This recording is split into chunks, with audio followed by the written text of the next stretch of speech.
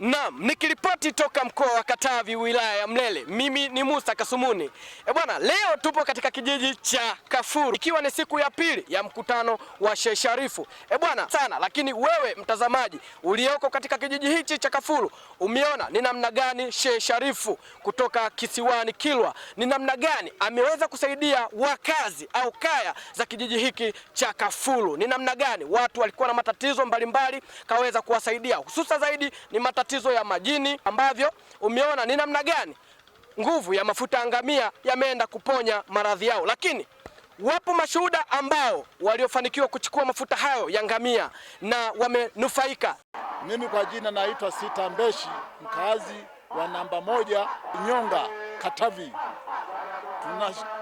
Ninashukuru kwa ujio wa Sheikh Sharifu kuja hapa.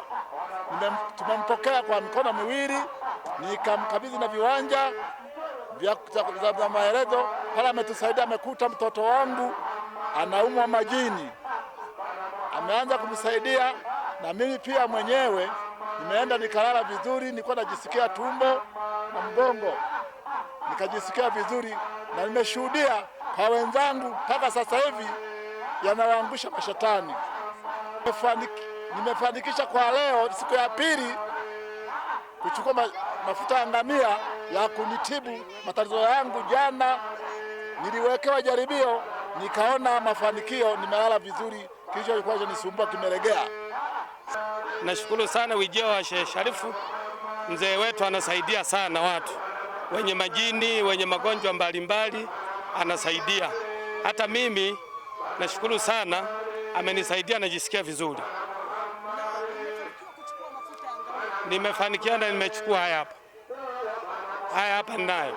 Neno moja kwa Sheikh Sharifu. Naam. Neno moja kwa Sheikh Sharifu. Namshukuru sana, na Mungu amsimamie katika huduma yake, aendelee hivyo hivyo kwenda anatoa hiyo huduma Tanzania nzima. Vipi hii ifanyike tu kwenye kijiji au iwe ni dua ya nchi nzima? Hii mimi napenda iwe dua ya nchi nzima, sio kwenye kijiji kimoja, sababu Tanzania nzima wagonjwa wa majini, mambo mengi watu wamewekewa kwenye mwili, ili yeye anasaidia kuyatoa. Namshukuru, asaidie Tanzania nzima. Kwa majina naitwa Mariam Josefu, ni mkazi wa Inyonga namba 1. Tunamshukuru sana kwa ujio wa Sheikh Sharifu, kwa kweli katusaidia sana huku mtaa wetu. Tunamshukuru sana, kasaidia watu wengi. Kuna watu walikuwa wanaumwa, lakini mpaka sasa hivi tunashukuru kafanya vizuri. Sijaona vibaya vilivyotokea, mpaka sasa hivi anaendelea kupambana kuwasaidia watu. Ni siku yako ya ngapi kuhudhuria kwenye mkutano wa Sheikh Sharifu? Ni siku ya pili leo. Na umefanikiwa kuchukua mafuta ya ngamia? Hapana, kwa leo sijachukua, ila kesho naweza nikachukua. Okay. Ni dua ambayo inafanyika ya tunda la ndizi. Ulifanikiwa kufanya dua hiyo? Ndiyo, nimefanya. Neno moja kwa Sheikh Sharifu.